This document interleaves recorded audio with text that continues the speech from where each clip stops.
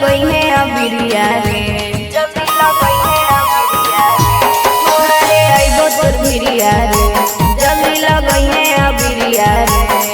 आगे करबो ने देरी डलबो ने ढेरी रंगवा न रेला है। होली में चोली में रंग डालना 2 मिनट के खेला है। आगे होली में चोली में रंग डालना 2 मिनट के खेला है।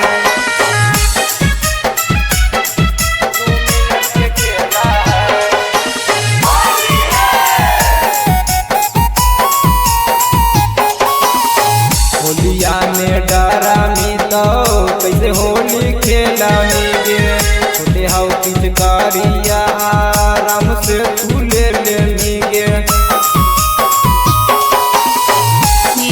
कुमार हमारा लागो है डर रे, देख लेते कोई लेते हमनी के मार रे।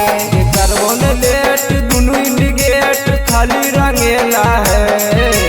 होली में चोली में रंग डालना 2 मिनट के खेला है।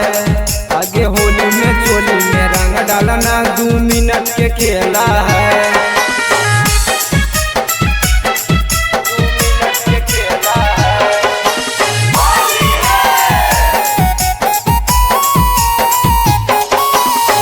करबो नहीं काम खाली डलबो हम रंग गे, ज्यादा देर बीतबो नहीं हम तोरा संग गे।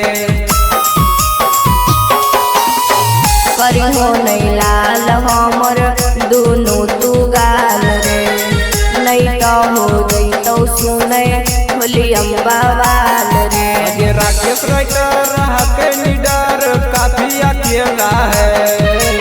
होली में चोली में रंग डालना 2 मिनट के खेला है। आगे होली में चोली में रंग डालना 2 मिनट के खेला है।